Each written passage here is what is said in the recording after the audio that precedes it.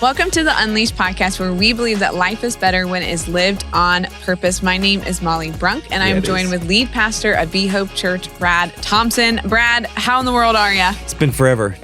Has it been? You know, for everyone listening, it's just been a couple of weeks. So for us, it's been a month or so. Month, yeah. Yeah. We had the famous Janelle Thompson on the last couple episodes, and she was great. And so we have big shoes to fill today. We really do. I'm like, I told her we should just have her on all the time. Yeah. What did she say to that? No. Yeah. She said, I'm good, actually. But that's where all the wisdom comes from. Yeah. She's a smart cookie. Yeah, she is. But what are we going to talk about today? This whole podcast is about living on purpose. And I think one of the greatest, how do you say purpose plural? Purpoi? Purpa? Sure. Purpo. Purposes? Purpose. I don't know how you say it. Whatever the plural of purpose is. I think one of the greatest purposes that God has given us is to grow people. Mm. Some people call it disciple making. I like to just say growing people. Yeah. In their faith. We'll use disciple making for this. If you have a better name, a cooler name than disciple making, let us know in the comments. Yeah, I kind of like kingdom maker. Mm-hmm. Try and rebrand Waymaker, miracle worker, promise keeper. All right, Any of those. We should stop. But title of today's podcast is, I was going to say sermon. This is kind of a sermon. Is it takes a leader to make a disciple. It takes a leader to make a disciple. But we can't dive into any content until you start us off with a fumble moment. Yeah. I have these often. Fair. We were having an offsite meeting with our staff. Every quarter we go away. I shouldn't say every quarter. 3 times a year we go away and we talk about where we're heading, what we're doing. And somebody said to me, and it's very true. They said, you talk a lot about leadership, but you rarely talk about discipleship. Mm. And I kind of got under my skin. Did you get defensive a little bit? I'm not defensive, am I? No. It did. It got under my skin just a little bit because I said in that moment, to me, they're one and the same. That leadership is discipleship and discipleship is leadership. Mm. And I'm sticking my guns on it. That's fair. How did they take that answer? Well, in the moment, they were gracious. They're like, oh, that makes sense. Mm. Like, I've never heard it that way. And I think we often separate the two. And I have to dive deeper on it, though, because while I believe that leadership is discipleship, technically, via the way we theologically describe them, the term discipleship does not necessarily mean that you are a leader. Tell me more. So this is interesting. In discipleship, we have a lot of discipleship in the church, meaning sometimes we say things like growth track, or we say things like, this is our process, this is how you get engaged. Discipleship is when you are personally growing your faith. So in discipleship, I'm growing my character, I'm growing my Bible knowledge, I'm growing in my prayer life, I'm growing closer with Jesus. That is discipleship. On an individual level. It is focused solely on the individual. Okay. Versus the term that people use, disciple making disciples, does the same thing, but it's focused on other people. Mm. And so the argument that I want to make, and here's really what's at stake, is we often talk about discipleship in the church, but can I just argue this? You can be in discipleship and still not be a disciple. So you say that you can disciple other people and not be a disciple? Is that what you're saying? I think people are going to argue with me on this, but I'll fight. I like fighting. Fair enough. If you are solely focused on your own personal growth, mm-hmm. Can you really be considered a disciple of Jesus? Mm. Because the Great Commission is go, and he doesn't say grow your character, grow your prayer life, grow your understanding of God's word and then shove it down people's throat. Post about it on Facebook. Yeah, post about it on Facebook. Show me your little latte and all that jazz. No. He said, go and make disciples. And he said, baptize them and teach them to obey all that I've commanded you. And go ahead. Yeah. Well, I'm trying to understand like what you're saying. So you're saying in order to be a disciple, you have to make disciples. That's exactly it. Okay. My argument is that you can be in discipleship, but still not be a fully devoted disciple of Jesus. Only when your faith becomes about growing other people, do you fully become who Jesus asked you to be.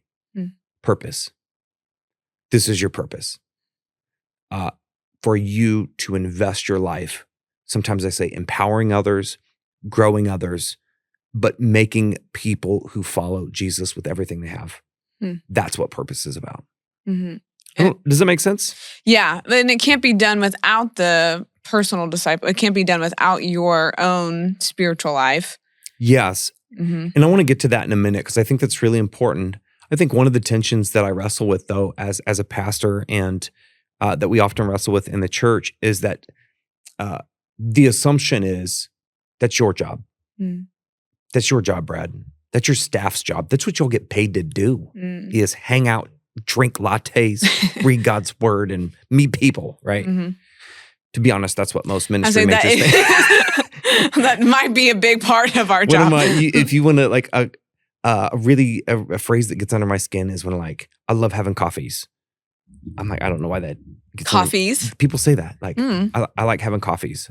Oh, it's like adulting. Coffee appointments, coffee. Yeah. What are we doing?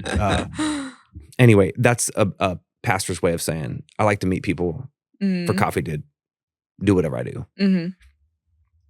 I mean, I do like to meet people for coffee and do whatever. Should I just not call it coffees and then we're fine? You call it whatever you want. All right, great. But here's my concern is that a lot of it, I was running with a friend and we were talking about football. And he said, I saw this analogy. He said, we have followers of Jesus or Christians who sit in the stands. And then you have people who are on the field. And I would rather be on the field than in the stands. Yeah. And what we were saying was the benefit. So if you think about it as a football game, you go to a football game, you're in the stands. It's a lot of fun. Your team wins. Awesome. You do whatever you do after a big win. And that's about it. But there's no real growth taking place. To me, the real growth is the person who chooses to be in the fight, in the battle, doing the work, making things happen. Like the real benefit is the person who is playing the game. And so you're saying that when you are just attending church, when you're just potentially consuming, that you're really not living to your fullest potential of your faith. I think I would like to argue that if you're in the process of discipleship, that is good. But if you're not careful, you just become a fan because it's all about me. Let me watch the show. Let me see what happens. Versus there comes a point when you realize I want to be in the game and I want to make a difference and I want to grow people. I'm going to change lives. Yeah. Yeah. So only until you do that are you truly a disciple of Jesus. Is that too much? No, I think that it's a call to action. I think that we get comfortable in our routine. And I think that talking to people who are new to faith or sharing your faith with people or walking through discipleship with people, I think that can be an intimidating thing. I think often people think they're unqualified to do that. Sure. Until they get to a certain quote unquote level, which is not a thing. We're not, there's no levels in faith. And so I think it is intimidating for people. And so they just stay where they are comfortable and they enjoy the game. Like when you go to a football game, you enjoy it. Like it's fun, but often we don't see what we're missing out on by not participating in it. I think that's the danger of church, right? Mm-hmm. I like going. Makes me feel good on Sundays. Mm-hmm. But outside of that, yeah, I nominally think about God. Mm-hmm. I rarely think about my impact. Mm-hmm. I just go because it gives me warm fuzzies and I go home. And then I go about my week like nothing ever happened. Yeah. I say that because I've been there. I'm going to go to church, I'm going to do my thing. And then Monday shows up and I'm back to doing everything that does not represent Jesus. Yeah. Yeah. Cussing people out, whatever it is. So yeah, it's crazy what being connected to someone who is desperate for God can do for your own faith. Mm-hmm. Like, I think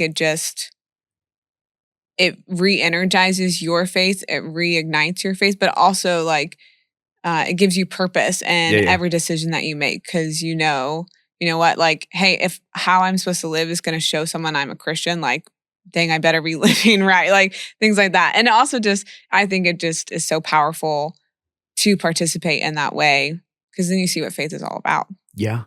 I think you said it so well. People who are desperate for God.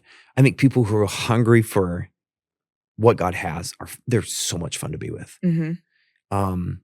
And to the point that we're trying to make today, it actually takes a leader. It takes a leader to have that kind of passion for other people. Yeah. So when I say you have to be a leader to make disciples, it doesn't take you to you don't have to be a leader to go through discipleship. You have to be a leader to lead other people. Yeah. And I think that's where the fun is. Yeah. And I think to some of your point, let me just pause and say this. One of the things I love about Be Hope Church is I feel like we have a lot of leaders. Mm-hmm. We have a lot of people who aren't afraid to invite people. We have a lot of people who are excited about sharing what God's doing in their life. Like, I think your testimony is a way of discipling people. Mm-hmm. I think we have people at our church who are unashamed of the fact that they have a prayer life, they read God's word, they believe in his word, and that it transforms who they are. I love that. Mm-hmm. I think we see the evidence of that, like in our student ministry. Yeah. It's growing because we have leaders. Yep. Yeah. Agree, disagree? No, I agree. And our students, man, they just wrestle with some really tough things. Like, they are First Church people, and our leaders aren't afraid to kind of dive into those things with them and help walk them through that. And I think that's where a lot of those rich relationships come. And that's where we see the commitment of our leaders. Like, our leaders are all in. Yeah. And it's every Wednesday night. Like, that's a big commitment to sacrifice 3 hours every Wednesday night to come to something. And they never hesitate to do it because they know that it's meaningful when they come, because they get to make a difference in a student's life. So, if you're a student out there, be nice to your leader. That's true. That's true. They need your kindness. Listen, some of your leaders are coming in after a hard day of work, or maybe they've been running around, kids around or whatever it is. Mm-hmm. Be nice to them. Give them a hug. Listen to them in small group. It's fine. I do think, so to the point, I do think Jesus is clear that if we're going to baptize them and teach them, teaching somebody is not an easy process.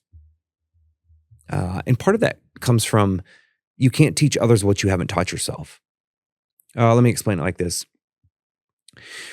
Sometimes, every week I have a message I have to write. And sometimes it doesn't come to you in a day, right? I have like a day and a half to write a message, maybe a day, if I'm realistic. And I'm trying to write 45 minutes of content in one day. And it's like, sometimes it just doesn't come. And I think what I've realized is that you have to experience it. Sometimes God has to like walk me through some things first before I can write that message. And it's so funny how you can sit there for 8 hours looking at a page going, what am I going to say? But then you go through an experience that then opens your eyes to, oh, this is what it's really like. And I think what I'm trying to say, it isn't until I've experienced it that I can preach it. And it isn't until you have learned what it means to be a disciple to then disciple somebody else. So if your prayer life isn't healthy, if you aren't reading God's word, can I say, if you're not showing up to church and serving, like if you are nominally in your faith, you will never find yourself in a position to lead other people. And so that means you have to do your work. Yeah. Yeah. Because I also think too, if you don't know how to be desperate for God when the newness of faith wears out for the new Christian, like then you don't know how to teach them how to keep their faith alive. Yeah. And so it's something that you need to practice and that you need to be a part of who you are and stuff. So I like that. Yeah. It's good stuff. It's so good. Good stuff. Well, anything that you have to say to wrap us up? I would just say this, like, I think discipleship, if you will know that you're in the process of discipleship when you keep asking, what's next? What's next for me? What's the next class? What's the next group? What's the next this? You'll know when you've transitioned from discipleship to disciple or disciple making when you're asking, who's next? Who's next in my life? That's good. And so I would just encourage you, what if in the next year you just said, I'm going to invest my life in one person. And I'm going to teach them everything that God is teaching me. That's what discipleship is. I'm teaching them everything that God is teaching me. What if you just did that with one person? And if you're part of Be Hope, we have this thing called Hope Discovered, where we actually give you the tools to walk people through faith. So, Yep. That's it takes a leader to make a disciple. That's good. Well, let's wrap up this episode with some hope or nopes. And I'm really excited to see what you think about some of these things. The first one is there hope or nope for the new show, Chimp Crazy? Oh my goodness, man. If you have not watched the show, it's like the 2024 Tiger King. So, are you talking to them or are you talking to me? Talking to them. Yeah. Yeah, make sure you watch it. The Dolly Parton of chimpanzees. Definitely hope. Yeah. Oh, that was some good TV. Hope. All right, great. All the way. The next one is... Wait, would you have a chimp? No. If that show taught me anything, it was to not own a chimpanzee. I learned that if you want reconstructive surgery on your face, own a chimp. That's fair. Wait, should I have not said that? I don't know. Might I have to blur that one out. Bleep that one out. It's fine. Okay, the next one is the word glaze. Brad taught me this one today. My son taught me this word. I didn't know it. I thought when you glazed somebody, you were making fun of them. Apparently, if you're getting glazed, they love you. It's a good thing. Hayden, have you heard of the word glazed? No, he has not. He's old. Yeah, he is 18 or 19, so listen, elderly. Once you've graduated high school, you're officially old. That's true. Okay, and the last one is my assumption is that you know none of these songs, so I want to see what your vote is on what do you think that the Grammy Song of the Year is going to be, and I'm going to read you the titles of the song. And I need the artist as well. Okay, Beautiful Things by Benson Boone, Espresso by Sabrina Carpenter, Fortnite by Taylor Swift, Good Luck Babe by Chappell Roan, Not Like Us. I don't know who sings that one, but it's like I don't know how it goes. Texas Hold'em by Beyonce and We Can't Be Friends by Ariana Grande. Ooh. Can you sing them? The only one that I was like, They're Not Like Us. He says that over and over and over. I feel like your boys have definitely played that song for you. You just have to choose one, and we'll see in the next episode if it came right. I'm going to go with Fortnite.